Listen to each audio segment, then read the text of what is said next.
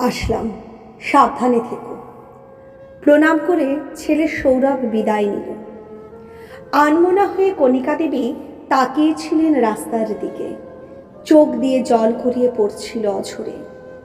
কত স্বপ্ন ছিল, নাতি নাতনি নিয়ে সুখে সংসার করবেন, কিন্তু তা হলো না আর।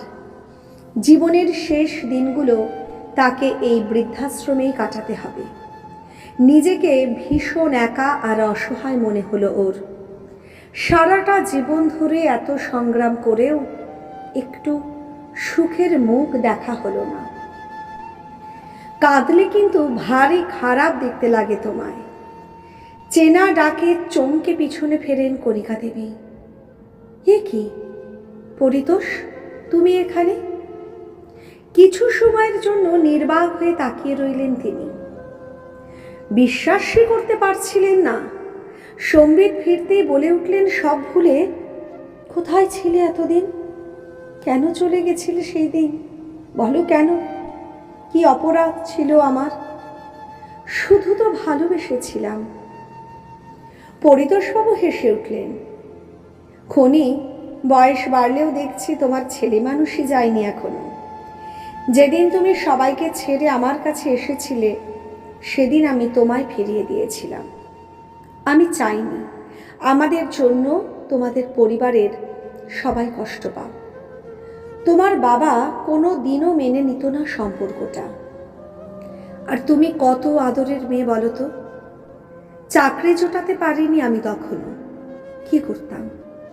চোখের জল মুছতে মুছতে কণিকা দেবী বললেন, শুধু পরিবারের লোকের কষ্ট আর আমার কষ্টটা।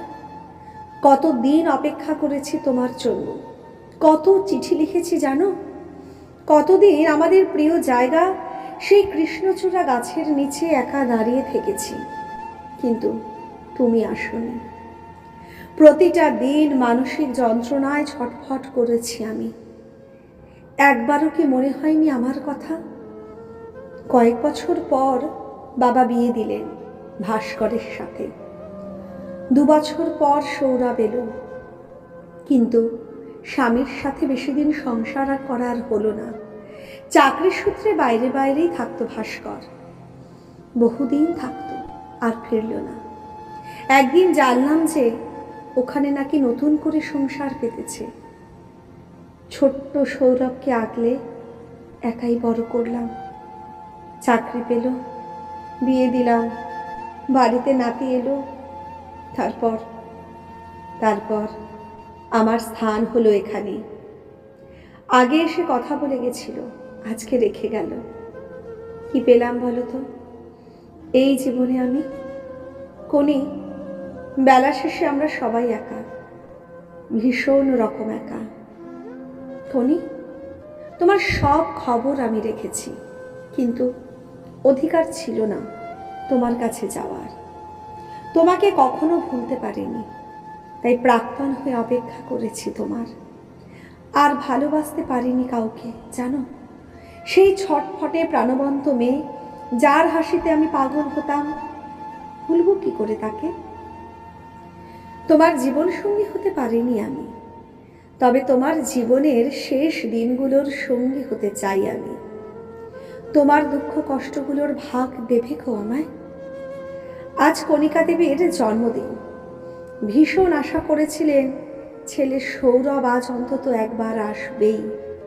তাই বৃদ্ধাশ্রমের দরজার দিকে বারবার চোখ চলে যাচ্ছিল। আশা করা ভালো হয়নি। কোনি, পূরণ না হলে কষ্ট পাবে যে। ঘুরে তাকাতেই দেখলেন একগুচ্ছ গোলাপ হাতে দাঁড়িয়ে আছে পরিতোষ। লজ্জায় লাল হলো মুখ। গোলাপগুচ্ছ হাতে নিয়ে নিজের ঘরে ঢুকলেন কণিকা দেবী। লাল গোলাপ যে বড্ড প্রিয় তার। এত বছর ধরে কেউই তার খোঁজ রাখেনি। আজ এই মাতৃভূমি বৃদ্ধাশ্রমের প্রতিষ্ঠা দিবস। অনেক লোকজন এসেছে, অনেকের ছেলে মেয়ে এসেছে দেখা করতে। সবাই বিভিন্ন অনুষ্ঠানে অংশগ্রহণ করছে। সবাই মিলে কণিকা দেবীকে বললেন গান গাইতে। কণিকা দেবী বলেন, পরিতোষ গাইবে নাকি?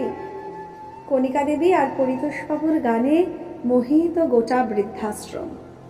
যেমন আগে কলেজের সভায় মত্ত হয়ে পড়ত, সুরের মূর্ছনায় সবাই মুগ্ধ।